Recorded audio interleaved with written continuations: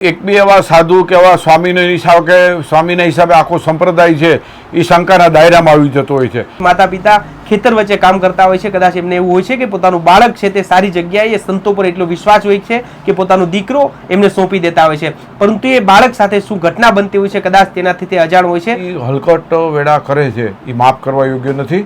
આવા જે તત્વો છે, ખાસ કરીને સ્વામિનારાયણ સંપ્રદાયની અંદર આવા અમુક તત્વો ઘૂસી ગયા છે, એને બહાર કાઢી ગોતી અને પાછા સંસારી બનાવી દેવા જોઈએ. પત્ની એને સુપ્રત કરી દીધી હતી. પૈસા લીધા પછી એને એવું લખી દીધું હતું કે ભાઈ મારી પત્ની જો હું પૈસા ન આપું તો મારી પત્ની તમને સમર્પણ કરે, અને એની એ જે સ્વામીની હિંમત હતી એની પત્ની પણ રાખી લીધી હતી. વિજ્ઞાન જાથાનો 24 કલાક મોબાઈલ ચાલુ હોય છે, 98 252 16 689.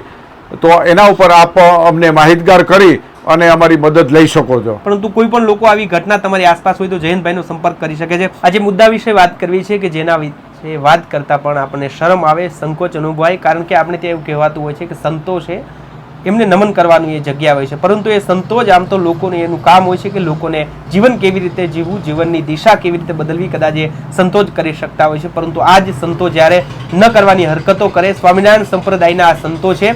આમ તો સ્વામિનારાયણ સંપ્રદાયના કેટલાક કાર્યો એવા છે કે જેને લોકો વંદન કરે છે, વ્યસન મુક્તિની વાત હોય, ઘણા એવા કાર્યો છે કે જે બિરદાવવા લાયક છે, પરંતુ એ જ સ્વામિનારાયણ સંપ્રદાયમાં કેટલાક સંતો એવા છે કે જે ન કરવાની હરકતો કરે છે, દિવસે કથા વાંચતા હોય છે પરંતુ રાતે ન કરવાના કૃત્યો કરતા હોય છે.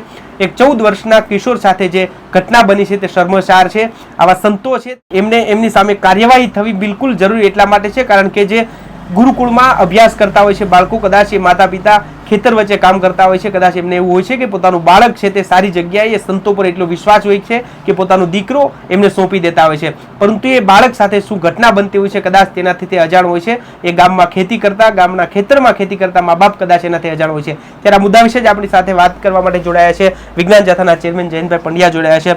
જયંતભાઈ, આ બધી ઘટનાઓ સામાન્ય બનવા લાગી છે. એક બાળક સાથે, કિશોર સાથે આવી ઘટના બને છે. સ્વામિનારાયણ સંપ્રદાયના એક સંત છે, આમ તો એ કથા વાંચવાનું કામ કરે છે, પરંતુ આ બાળક સાથેની હરકત કેવી રીતે જોઈ રહ્યા છો?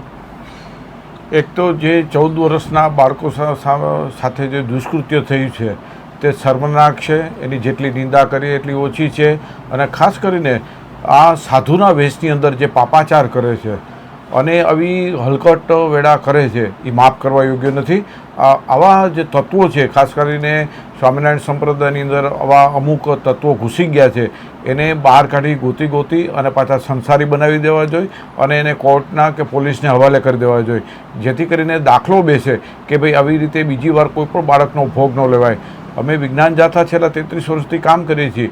અમે ગુરુકુળની અંદર ખાસ કરીને અમે જોયું છે, અમારો સર્વે છે કે બાળકોની દશા છે બહુ અવદશા હોય છે. અમુક ગુરુકુળની અંદર બાળકો સાથે દુષ્કૃત્ય, સૃષ્ટિ વિરુદ્ધના કૃત્ય થાય છે, એવા પણ બનાવો અમે જોયા છે અને અમે નજરે જોયા છે. એના વાલી પણ અમારી સાથે વાત કરતા હોય છે. ત્યારે પછી અમારે અપીલ પણ કરવી પડે છે કે કોઈપણના બાળકો છે ગુરુકુળ કે આશ્રમ શાળા કે કોઈ પણ જગ્યાએ અભ્યાસ કરતા હોય છે તો તેને દર 15 દિવસે બાળકને પૂછવું કે તારી સાથે કોઈ દુષ્કૃત્ય કે કોઈ ખરાબ વર્તન થતું નથી ને, એમ કરીને એને વિશ્વાસમાં લઈને વાત કરવી જોઈએ અને એનું પણ પરિણામ આવી અને અમુક જાગૃત વાલીઓ પૂછપરછ કરી અને પોતાના બાળકનો બચાવ કરતા હોય છે અને પોતાની સાચી હકીકતથી વાકેફ કરતા હોય છે. આ સમય આવી ગયો છે ત્યારે આપણે જોયું છે કે જે 14 વર્ષના બાળકનો આ સ્વામિનારાયણ સંપ્રદાય વડતાલના જે સ્વામીએ જે દુષ્કૃત્ય કર્યું, પોતે કથા વાંચે છે, લોકોને ઉપદેશ આપે છે અને લોકોને સાચો રાહ બતાવે છે. એટલે તમે જુઓ તો એના જે ભગવા કપડાના રંગની અંદર કેટલા પાપાચાર અને કેટલો એનો માનસિક વિકૃતિ કેટલી છે, કેટલી હદ સુધી છે, બોલવાના ચાવવાના જુદા છે. એટલે આપણે સમાજે હવે ધડો લેવાનો છે અને સમાજે જાગૃત થવાનું છે, લોકોએ જાગૃત થવાનું છે કે આવા જે દુષ્કૃત્ય કરતા હોય છે એને તો તમે સમાજમાંથી બહિષ્કૃત કરવા જોઈએ. એને આપણે ખાસ કરીને કાયદાની ભાષામાં કહીએ તો એને સજાના દાયરામાં લાવવા જોઈએ. ન્યાયોચિત જલ્દી કાર્યવાહી થવી જોઈએ. પોલીસે પણ કડક કાર્યવાહી, સામાન્ય જેમ ગુનેગારને કાર્ય કરતા હોય છે આવું એમાં સાધુ સંતને બાજુમાં રાખી એને પણ આવા કપડાં ઉતરાવી અને જે કંઈ કાર્યવાહી થતી હોય તે કાર્યવાહી કરવી જોઈએ, જેથી કરીને બીજી વાર કોઈ પણ સંપ્રદાયનો હોય અને કોઈ પણ આવું દુષ્કૃત્ય ન કરે એવો દાખલો બેસાડવાની તાતી જરૂરિયાત છે એવું વિજ્ઞાન જાથા સ્પષ્ટપણે માને છે. અને આ જે દુષ્કૃત્ય છે તે જરા પણ માફ કરવા યોગ્ય નથી. જેટલી નિંદા કરીએ એટલી ઓછી છે. એટલે અમે સરકારને પણ આવેદનપત્ર આપશું. અમે આવતીકાલે જ અમે ગાંધીનગર જઈ રહ્યા છીએ અને ગાંધીનગરમાં અમે ગૃહમંત્રીને પણ રૂબરૂ મળવાના છીએ. તો આ કિસ્સાની અંદર પણ અમે વાત કરશું કે આવા કોઈ ખરાબ તત્વો છે એને પણ સામાન્ય ગુનેગારની માફત કાર્યવાહી કરે તેવી અમે માગણી કરનાર છીએ. જયંતભાઈ, આવી ઘટનાઓ ત્યારે બનતી હોય છે, એ કદાચ એ સ્વામી ત્યાં પણ જતા હોય છે, જે બાળક હોય છે એમના ઘરે પણ જતા હોય છે, અને એટલું બધું એ સ્વામી પર વિશ્વાસ હોય છે કે બિંદાસ રીતે એ હરિભક્ત હોય છે એના ઉપર વિશ્વાસ કરી બેસતા હોય છે. અને આ જે ઘટના બન્યા બાદ કેટલાક હરિભક્તો પણ સામે આવ્યા છે અને એ પણ આ ઘટનાને વખોડી રહ્યા છે, આનો વિરોધ કરી રહ્યા છે. એ લોકોને એટલો બધો વિશ્વાસ હોય છે કે સ્વામી કે બધું ફાઇનલ હોય છે, એના પર એટલો વિશ્વાસ કરતા હોય છે. એ સ્વામી એમના બાળક સાથે કે કોઈ પણના બાળક સાથે આ કૃત્ય કરતા સંકોચ શરમ નહીં અનુભવતા હોય. બહુ આપની વાત સાચી છે કે એક તો કે જ્યારે કોઈ પણ બાળકને આવી રીતે ગુરુકુળની અંદર મોકલતા હોય ત્યારે જેના મા બાપ છે એના પોતે એ સાધુને પોતે વાલી સમજતા હોય છે, એનું એક સમર્પણ હોય છે, એક ભાવના હોય છે, પોતાનો બાળક ભણી ગણીને આગળ આવે એવી હોય છે, મહત્વાકાંક્ષા હોય છે.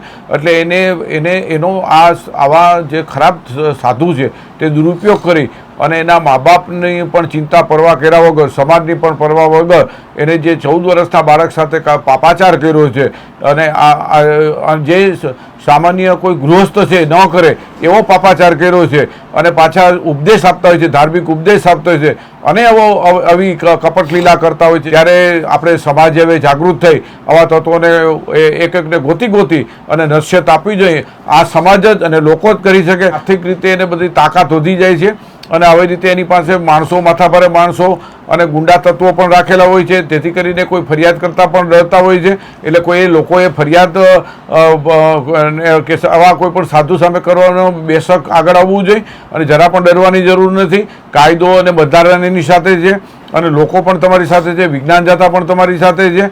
જો તમે આગળ આવશો ફરિયાદ કરવા, સત્ય હકીકત બહાર લાવ, ઉજાગર કરવા, તો જ આવા તત્વોને નશ્યત મળશે, તો જ દાખલો બેસે અને તો જ આવા લોકોને સજા મળશે. અને ઠેઠ કોર્ટના છેલ્લી ઘડી સુધી, પુરાવા સુધી, અંત સુધી પોતે મક્કમ રહી અને આવા જે સાધુ વેશની અંદર જે પાપાચાર કરતા હોય છે એને સજા થાય ત્યાં સુધી મક્કમ રહીએ તેવી પણ જાથા અપીલ કરે છે. બિલકુલ જયંતભાઈ, આવી ઘટના બનતી હોય છે ત્યારે લોકો અનુભવતા હોય છે, પરંતુ જયંતભાઈએ કીધું છે કંઈ પણ આવી તમારી આસપાસ ઘટના બનતી હોય, ઘણી વખત લોકો આવી બહાર વાતને લતા પણ ક્યારેક એવું અનુભવતા હોય છે કે ભાઈ આપણે બદનામ થશું, પરંતુ કોઈ પણ લોકો આવી ઘટના તમારી આસપાસ હોય તો જયંતભાઈનો સંપર્ક કરી શકે છે. જયંતભાઈ, આ તો એક વિડીયો સામે આવ્યો એટલે આ વાત બહાર આવી અને ખુલીને લોકોને ખબર પડી કે પણ આવું પણ થતું હોય છે, પરંતુ આવું કેટલાય બાળકો સાથે કદાચ ભૂતકાળમાં થઈ રહ્યું હશે કે અત્યારે કદાચ થઈ રહ્યું છે, પરંતુ આ એક વિડીયો આવ્યો છે ત્યારે કદાચ એક વાત સામે આવી છે. કેવી રીતે બાળકો પણ નથી બોલી શકતા? શું એને એવું દાબણી કઈ શું કરવામાં આવતું હશે? ખાસ કરીને મને તો ખ્યાલ છે, મારો 33 વર્ષનો અનુભવ છે ફિલ્ડ ઉપર નહીં. બિલકુલ. આવા જે સાધુઓ છે અને તે પોતે બધી રીતે એની પાસે બધા એને બ્રેઇન વોશ કરી નાખતા હોય છે અને પોતે એમ કે છે આ કરીએ તો આવું તને પદ મળે એવી પણ વાત કરતા હોય છે, પ્રલોભન પણ આપતા હોય છે, ક્યારેક આર્થિક પણ પ્રલોભન કરતા, એના મા બાપને પણ પ્રલોભન આપી અને મદદ કરતા હોય છે. આવું બધું અમે જોયું છે. એટલે એમાં એવું નથી કે મા બાપનો પણ એટલો જ વાંક છે, એવું નથી કે તો મા બાપનો નથી વાંક, કારણ કે મા બાપને કંઈ પણ બોલવા જાય ને આગળ આવે ફરિયાદ કરો થાય તો એનું મોઢું બંધ કરી દે છે, આર્થિક રીતે એને સંપન્ન કરી દે છે, એટલે પછી આગળ આવતા નથી. એટલે આવા કિસ્સામાં ઢાંક પીછોડ કરે ત્યારે પણ આવા જે તત્વો છે અને એની સાથે જોડાયેલા તત્વો છે એ બધી ભૂમિકા ભજવતા હોય છે અને ફરિયાદને રફે દફે કરી નાખે છે. આવું ન થવું જોઈએ.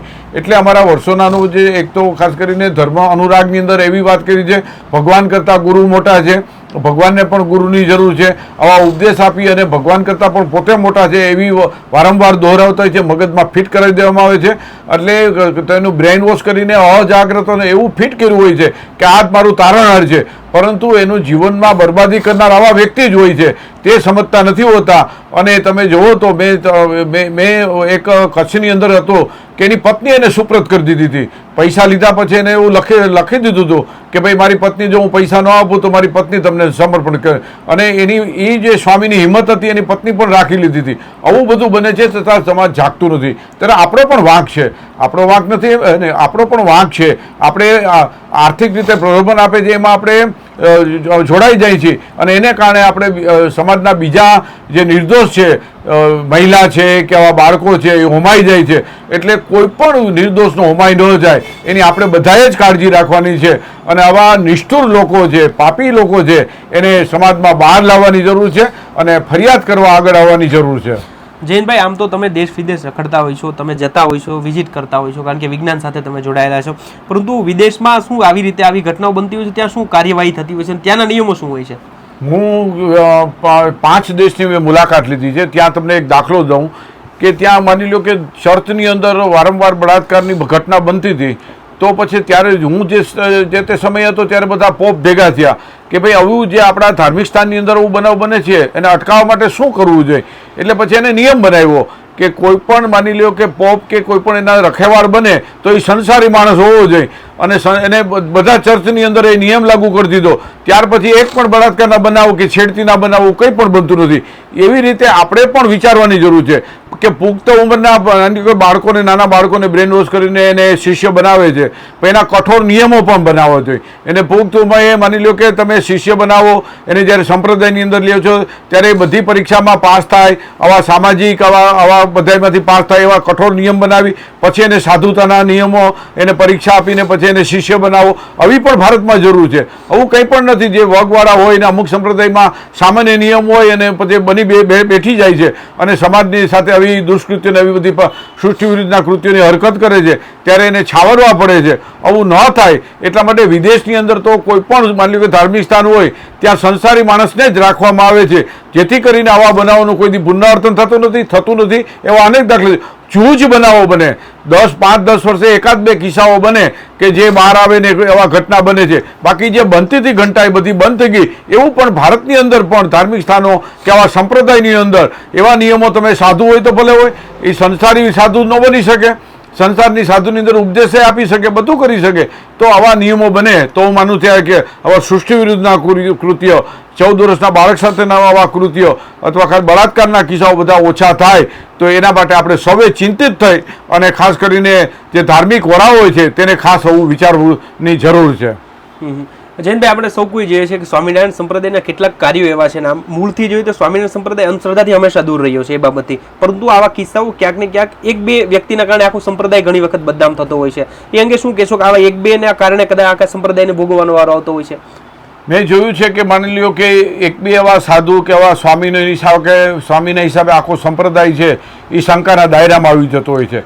તો એ સમગ્ર સાધુ છે, સમાજ છે, એને બેઠક કરી, ચિંતન કરી અને પોતે જ પહેલાં એને હકાલપટ્ટી કરીને સંસારી બનાવી અને ગુરુકુળમાં કે મંદિરમાં હોય તો એને હકાલપટ્ટી કરવી જોઈએ, એને પાછો સંસારી બનાવી જોઈએ, એના પરત એને ઘરે મોકલી દેવો જોઈએ. આવા દાખલા બન્યા છે કે સંસારી બનાવી દીધા છે, પણ આવા કઠોર નિયમ બનાવી એની પાસે જે બધા કાગળો ને નિયમો બનાવી, કાગજાત બનાવીને આવું કરી શકે છે. એમ સ્વામિનારાયણ સંપ્રદાયના અમુક આવા સાધુને કારણે આખો સંપ્રદાય શંકાના દાયરામાં ન આવે તે જોવાની પણ બધા વડીલ સાધુ સંતોની ફરજ છે. અને આવા બનાવનું પુનરાવર્તન ન થાય એના માટે ઠોસ નિયમો બનાવવા જોઈએ, શિષ્યના પણ કઠોર નિયમ બનાવવા જોઈએ. તો હું માનું કે આવા બનાવનું પુનરાવર્તન નહીં થાય અને સાચા સાધુ સંતો છે એ લોકો માટે કાયમ વિશ્વાસ ટકી રહેશે.